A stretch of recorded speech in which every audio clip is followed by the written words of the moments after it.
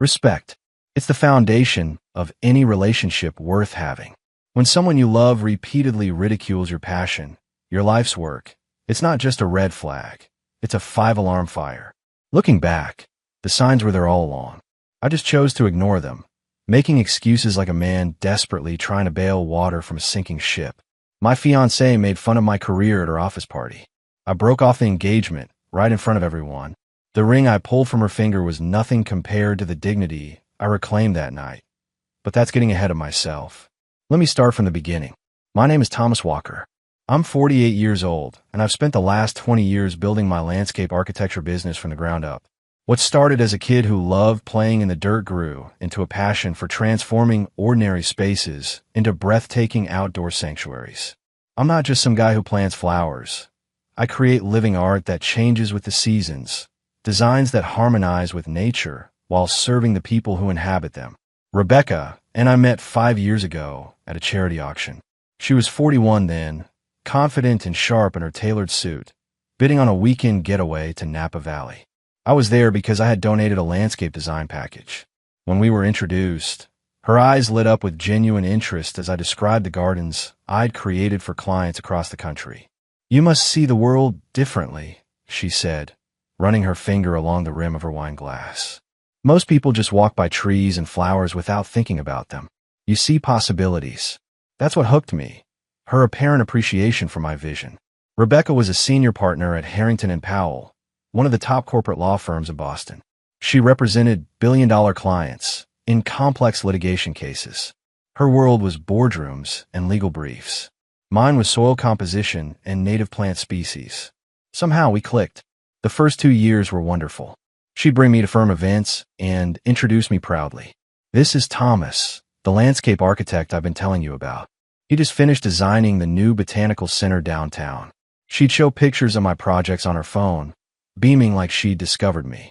For my part, I supported her through a grueling class action lawsuit that had her working 18-hour days. I'd bring dinner to her office, listen to her rehearse arguments, and give her space when she needed to focus. We were a team, respecting each other's crafts, even though they couldn't have been more different. When I proposed on a cliff overlooking the Atlantic, where I'd secretly created a small garden of her favorite flowers, she cried and said yes without hesitation. We talked about combining our lives, her downtown condo and my farmhouse on the outskirts of the city. We discussed children, it wasn't too late, travel plans, and growing old together. Everything seemed perfect, but as Rebecca climbed further up the corporate ladder, something began to shift. It started with small comments, barely noticeable at first. "Must be nice to work outside instead of being trapped in depositions all day," she'd say, with just a hint of dismissiveness. Or, "Did you actually make any money this month?" Or, "Was it all just playing in the dirt?" I brushed these remarks off as stress-induced teasing, a harmless way for her to blow off steam. After all, she was under tremendous pressure after being named managing partner of the firm's environmental law division. The irony wasn't lost on me. She defended corporate clients against environmental regulations while engaged to a man who had dedicated his life to working with nature. What I didn't realize then was that these small comments were just the first sprouts of a problem that would eventually grow to strangle our relationship at its roots. Spring had just arrived when Rebecca made partner at her firm. I threw her a surprise party, transforming our backyard into an enchanted garden with string lights and cherry blossoms. She seemed genuinely moved. "This is incredible, Thomas," she whispered. "No one has ever done anything like this for me." The shift happened gradually. Rebecca started bringing home stories about her firm's newest clients, major developers planning luxury high-rises that often involve destroying green spaces. "Johnson Development is transforming that old park downtown," she mentioned over dinner. "Mixed-use complex, 40 stories. That's the park with those 100-year-old oaks," I replied, concerned. "Please tell me they're preserving some of the tree canopy." Rebecca rolled her eyes. "They're putting in some decorative pots. It's prime real estate, Thomas, not a nature preserve. Those decorative pots aren't the same as established trees that clean the air," I countered. "God, you sound like the environmental nuts we deal with," she sighed. "It's just progress." That was our first real clash of values. Rebecca had always seemed respectful of my perspective. Now she was dismissing concerns fundamental to my work. The next blow came when Rebecca was assigned to represent a company fighting cleanup requirements for a chemical spill that had devastated a wetland ecosystem. "This is big," she said excitedly. "If we win, I'm looking at a major bonus and my own corner office." I looked through the documents, reports detailing the damage, photographs of dead wildlife. This company dumped carcinogens into a watershed, and they're fighting having to fix it. "They're exercising their legal right to challenge excessive requirements," Rebecca corrected coldly. "My job isn't to judge them." "And what about our interests?" I asked. "We were talking about starting a family. Would you want our kid drinking water downstream from this place?" "Don't be dramatic," she scoffed. "This is my career. I can't pick clients based on whether they plant enough trees to make you happy." That night, I slept in the guest room. I couldn't reconcile the woman I've fallen in love with and this person who seemed increasingly contemptuous of my principles. In the following weeks, Rebecca worked late most nights. When we did talk, she showed less and less interest in my projects. When I shared news about designing a healing garden for the children's hospital, she barely looked up. "Is there much money in that?" "Seems like a lot of work for a nonprofit budget." "It's not about the money," I replied, hurt. "It's about creating a space where sick kids can find peace." "Right," she laughed dismissively. "I forget sometimes that you're more concerned with making pretty flowers grow than building something substantial." Her words hit like a physical blow. For the first time, I wondered if Rebecca had ever truly valued what I did. A month before the fateful office party, Rebecca and I attended her law school reunion. These were the people she'd climbed the professional ladder with, and I could tell she was itching to show off her success. The event was at some ritzy downtown hotel with marble floors that probably cost more than my truck. I wore my best suit. Not exactly designer, but decent enough. Rebecca had been on edge all day, checking her appearance constantly and reminding me to please try to mingle. "Just don't spend all night talking about soil pH levels," she said as we walked in, straightening my tie with a tight smile. I bit my tongue, as if I couldn't handle myself at social functions. Hell, half my business came from networking at events just like this. The evening started out fine. I chatted with a couple who wanted advice on their beachfront property, and Rebecca seemed pleased that I was making myself useful. But then I overheard her talking to a former classmate, now a judge. "So your fiancé creates gardens?" the woman asked, glancing my way. Rebecca laughed that new laugh of hers, the one that made my skin crawl. "He calls it landscape architecture. Sounds fancier than digging holes and planting petunias." The judge chuckled. "Well, we can't all change the world through the legal system." "Exactly," Rebecca nodded. "It keeps him busy and out of trouble." I felt like I'd been sucker punched. Rebecca knew damn well that what I did required years of education, creative vision, and technical expertise. She'd seen the awards on my office wall. Later, in the cab home, I called her out. "So I just dig holes and plant petunias, huh?" She had the decency to look embarrassed. "You weren't supposed to hear that. I was just playing to my audience." By throwing me under the bus, I asked, "That judge thinks I'm some glorified gardener now." "Don't be so sensitive," Rebecca huffed. "It was just small talk. Small talk that made your fiancé look small." I shot back. "For crying out loud, Thomas. Not everything revolves around your precious plants. Some of us have to deal with real-world problems." There was again this new narrative that what I did wasn't real work, that preserving natural environments, creating sustainable spaces, designing areas where people could reconnect with nature was somehow trivial compared to her corporate legal battles. "You used to respect what I do," I said quietly. "I respect that it makes you happy," she replied, not meeting my eyes. "But let's be real, it's not exactly changing the world." That night, lying awake while she slept soundly beside me, I realized we were growing in completely different directions. Rebecca was becoming someone who valued status and prestige above all else, while I remained committed to creating beauty and sustainability in a world that desperately needed both. What killed me wasn't that she had different values. It was that she seemed to think mine weren't worth a damn anymore. The woman who once admired my vision now saw it as something childish, something to be tolerated rather than celebrated. And for the first time, I found myself wondering if I really wanted to spend my life with someone who could so easily dismiss everything I stood for. It wasn't just about hurt feelings. It was about basic respect. And once that's gone, what's left worth saving? The week before everything fell apart, I landed the biggest project of my career, redesigning the city's botanical gardens. It was the kind of high-profile gig landscape architects dream about. My proposal centered on sustainable water management and creating interactive spaces that would reconnect urban dwellers with nature. When I got the call, I was over the moon. This was validation on a massive scale. I rushed home early, picked up a bottle of champagne, and waited for Rebecca to return from work. She walked in around 8, looking exhausted but triumphant. "The Sullivan merger is finally done," she announced, kicking off her heels. 3 months of work wrapped up today. "That's great," I said, genuinely happy for her. "I've got news too. Crack open that champagne, and I'll tell you all about it." Her eyebrows raised slightly. "You're celebrating something?" I popped the cork. "I got the Botanical Gardens contract. Beat out firms twice our size." "Oh," she said, accepting the glass I handed her. "That's nice." "Nice." This was career-defining. "It's a little more than nice," I laughed. "It's a 7-figure contract that'll put my firm on the map nationally." Rebecca took a sip. 7 figures over how many years, though? After expenses and labor, what does that actually mean for your bottom line? The champagne suddenly tasted flat.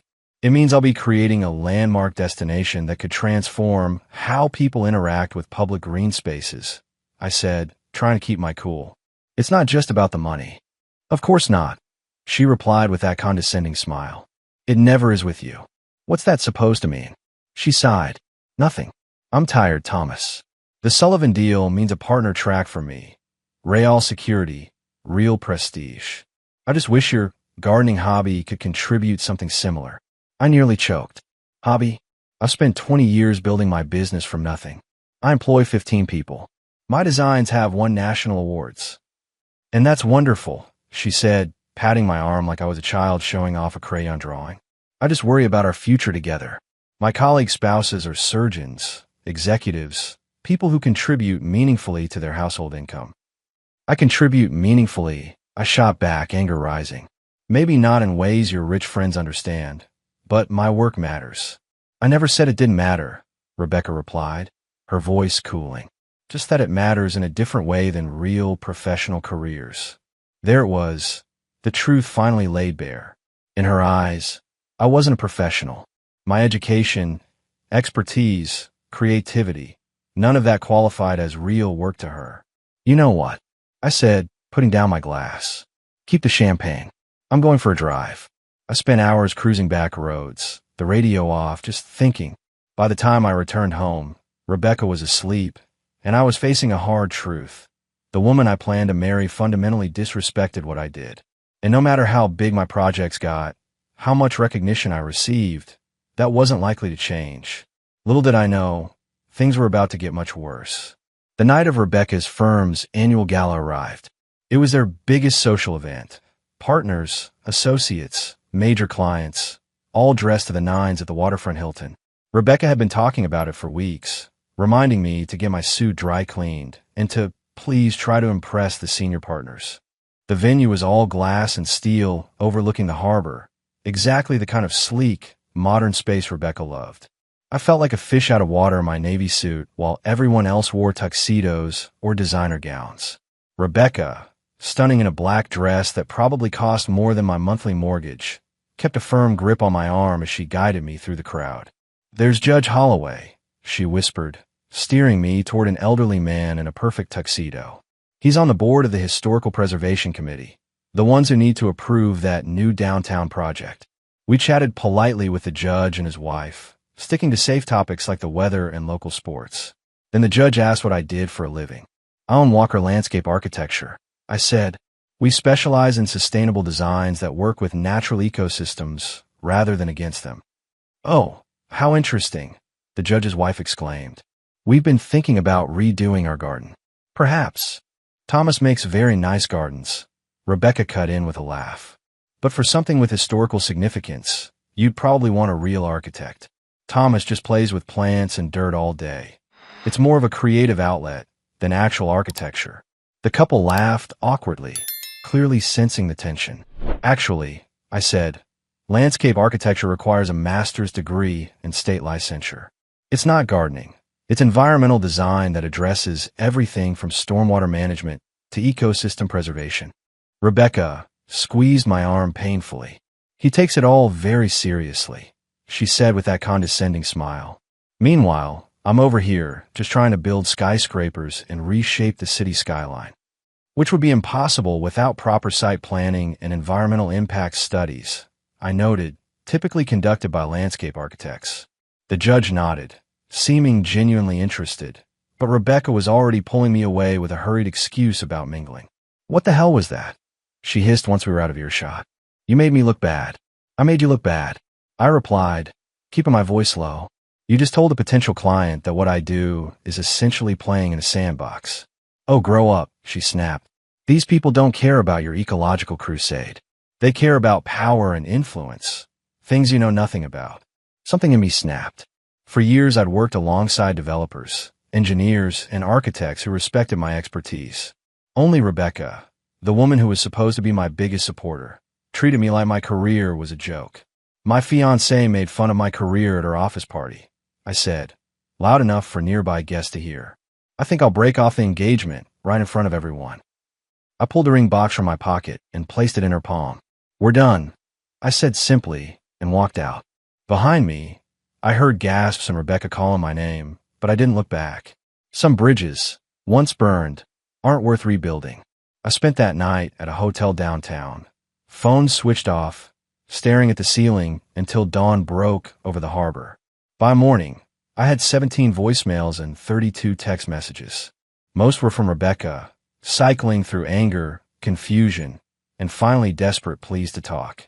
The others were from mutual friends, her family, even a couple of her colleagues expressing shock at what happened. Word travels fast when you publicly end an engagement at a high-profile event. I ignored them all and drove to my office. Thankfully, it was Saturday, so I had the place to myself.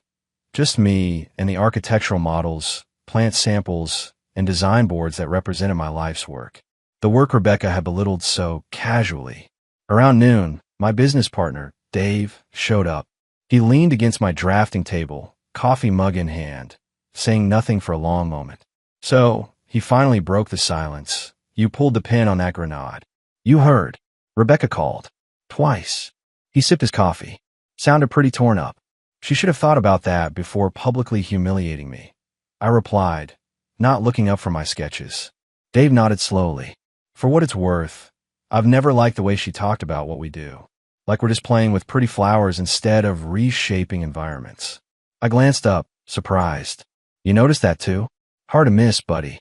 Last Christmas party, she cornered my wife explaining how I'd probably grow up and get a real job eventually. Lisa nearly dumped her drink on her. I rubbed my eyes, suddenly exhausted. Why didn't you tell me? Not my place, Dave shrugged. Besides, I figured you had your reasons for putting up with it. But I didn't, not really. I'd been making excuses for Rebecca's behavior, hoping it was just a phase, that eventually she'd come back to being the woman who once appreciated my vision. My phone buzzed again. Rebecca, for the 18th time. You gonna answer that? Dave asked. Not yet. Maybe not ever. He nodded, understanding. Your name's on the blueprints for half this city's green spaces, Thomas. You've won national awards. You've created places that will outlive both of us. Don't let anyone, especially someone who claims to love you, make you feel small for that. His words hit home. I'd spent years trying to earn respect from the one person who should have given it freely. What happens now? Dave asked.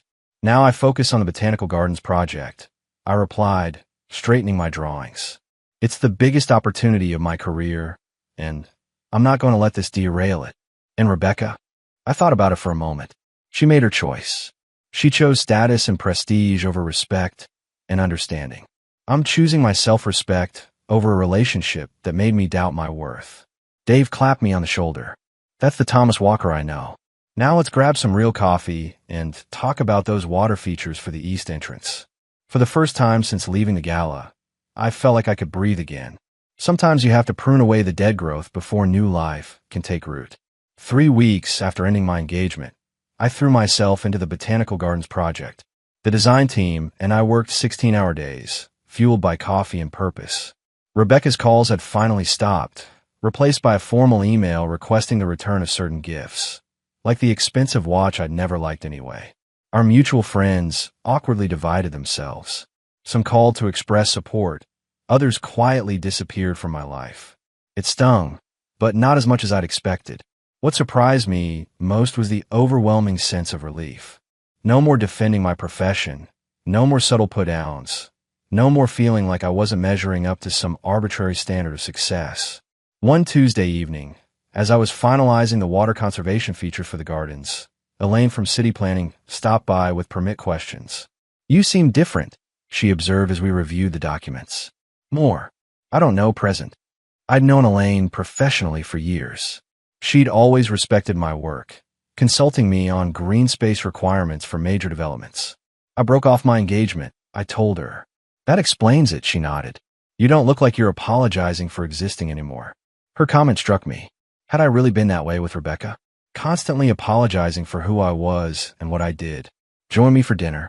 Elaine asked, surprising me. "Strictly professional, of course.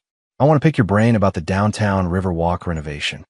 For the first time in months, I felt a genuine smile spread across my face. "I'd like that." Over Thai food, we talked passionately about urban green spaces, stormwater management, and the healing power of nature in concrete landscapes. Not once did she make me feel like my expertise was trivial or that my career was less important than hers. It wasn't a date. Not exactly, but as we parted ways, I realized something crucial. I deserved to be with someone who valued me for exactly who I was, not who they wanted me to be. The seeds of something new were beginning to sprout. 2 months after the breakup, the Botanical Gardens project was in full swing. My team had transformed the initial plans into a comprehensive design that the city council unanimously approved. Local media picked up the story, and suddenly Walker Landscape Architecture was the talk of the town. I was inspecting the site one morning when Dave called with news that made my stomach drop. "Rebecca's firm is representing the developer trying to buy the parcel next to the gardens," he said. "They want to put up luxury condos that would cast shadows over the entire eastern section." "You've got to be kidding me," I groaned. "Wish I was. There's a public hearing next week. We need to be there." I spent days preparing my argument about the ecological impact the development would have on our carefully designed garden ecosystems. The hearing room was packed when I arrived. Environmental activists, concerned citizens, and of course, Rebecca and her legal team representing Wellington Properties. Our eyes met across the room. She looked thinner, her tailored suit hanging slightly loose. For a split second, something like regret flickered across her face before her professional mask slipped back into place. When it was my turn to speak, I approached the podium with confidence. This wasn't about personal history. It was about protecting a vital project. The proposed development would fundamentally undermine the sustainability features of the Botanical Gardens, I explained, displaying shadow studies and impact assessments. The gardens were designed as a living laboratory for climate resilience and biodiversity. This development threatens that mission. I laid out alternatives, how the building could be redesigned to minimize impact, how green roofs and walls could mitigate some damage. I was professional, focused, and passionate. Everything Rebecca once claimed to admire about me. After the hearing, as I gathered my materials, Rebecca approached. "Your presentation was impressive," she said stiffly. "I'm just doing my job," I replied. "The one you thought was so trivial." She winced. "I deserve that. But for what it's worth, I was wrong. About a lot of things. Little late for that realization, isn't it?" Rebecca glanced around to make sure no one was within earshot. "I've been seeing a therapist, trying to understand why I treated your work, the way I did. And I was insecure," she admitted, "terrified of not being taken seriously. I thought I needed a partner with traditional prestige to validate me. It was stupid and cruel, and I'm sorry." Her apology seemed genuine, but it didn't undo the damage. "I hope you find what you're looking for, Rebecca," I said, gathering my papers. "But it was never going to be me, not if you couldn't respect what I do." As I turned to leave, Elaine from City Planning appeared at my side. "That was fantastic," she said, eyes bright with admiration. "Want to grab coffee and discuss next steps?" Rebecca's face fell as she watched us walk away. Some lessons come too late to save what's already been lost. 6 months after walking out of Rebecca's office party, I stood at the edge of the newly completed Central Plaza of the Botanical Gardens. The grand opening was just 2 weeks away, and workers were putting final touches on the installation, placing benches, adjusting lighting, and fine-tuning the intricate water features that would recycle rainwater throughout the entire garden system. "It's even more beautiful than the renderings," Elaine said, slipping her hand into mine as we surveyed the space. "You've created something spectacular here, Thomas." What had started as professional coffee meetings had evolved naturally into something more. Elaine understood my work instinctively. The technical challenges, the creative vision, the deeper purpose. Our relationship had none of the friction that had defined my time with Rebecca. Instead, there was mutual respect, shared values, and genuine enjoyment of each other's company. "The vertical gardens are my favorite," she continued, pointing to the living walls that cascaded down the visitor center. "The way you integrated native species at different heights. It's like a visual symphony. I couldn't have pulled it off without your help navigating the permit maze," I replied, squeezing her hand. "This project had more red tape than most federal buildings." "That's what makes us a good team," she smiled. "You create the vision. I help make it bureaucratically possible." As we walked the winding paths, I noticed a familiar figure standing by the eastern entrance. Dave, talking animatedly with a reporter from the local paper. "Walker Landscape Architecture is booked solid for the next 2 years," I overheard him saying. "Since the Botanical Gardens Commission, we've had to bring on 3 new designers just to handle the workload." It wasn't an exaggeration. The success of this project had catapulted the firm into a new league. We were suddenly fielding calls from across the country, university campuses, municipal governments, even private estates, seeking sustainable, ecologically sound designs. "You're officially a big deal," Elaine teased as we approached. "Should I be asking for your autograph?" The reporter turned, recognizing me, and immediately launched into questions about the inspiration behind the gardens, the sustainable technologies we'd incorporated, the expected environmental impact. I answered enthusiastically, no longer feeling the need to downplay my expertise or justify my passion. As the interview wrapped up, my phone buzzed with a text from my mother. "Just saw the article about you in National Design. So proud of you, son." I showed it to Elaine, who beamed. "Your mom has excellent taste." That profile was incredible. They called you a visionary reshaping how urban spaces connect with natural systems. "Not bad for a guy who just plays with plants and dirt," I joked. "Who said that?" Dave scoffed. "Sounds like someone who doesn't understand the first thing about landscape architecture." "Ancient history," I replied, looking around at what we'd built. A living, breathing ecosystem that would educate and inspire generations. What matters is what's growing now. And what was growing in every aspect of my life was thriving beyond anything I could have imagined. 1 year to the day after I walked out of Rebecca's office party, I stood at the entrance of the Botanical Gardens for its first anniversary celebration. The project had exceeded everyone's expectations. Visitor numbers were double projections. Educational programs were booked months in advance, and urban planners from across the country were coming to study our sustainable water systems. Mayor Davis cut the ceremonial ribbon for the new Children's Discovery Garden, my latest addition to the space. As cameras flashed, I spotted Rebecca at the back of the crowd. Our eyes met briefly before she nodded once and slipped away. I felt no bitterness anymore, just a sense of closure. She taught me an invaluable lesson about self-worth and respecting my own path. Sometimes the most important landscapes we design are the boundaries of our own lives. "Penny for your thoughts," Elaine said, appearing at my side in her city planning department blazer. "Just reflecting on how much can change in a year," I replied, taking her hand. Later that evening, as Elaine and I strolled through the illuminated gardens, I stopped by the Japanese maple grove and dropped to one knee. "You've seen me at my lowest and my highest," I said, opening a small box containing a ring I designed myself, a band of reclaimed gold with small emeralds arranged like leaves. "You've respected my work, challenged my thinking, and made me happier than I thought possible. Will you marry me?" Her yes echoed through the garden, as natural and right as the flowing water features we designed together. At the celebration dinner afterward, Dave raised his glass. "To Thomas and Elaine, proof that when you remove the weeds, the right things can finally grow." My mother squeezed my arm. "I'm so proud of the man you've become. You stood up for yourself when it mattered most." Looking around at the faces of those who truly valued me, I realized I created something far more important than award-winning landscapes. I'd built a life where I was respected for exactly who I was. Nothing more, nothing less. And that was the most beautiful design of all.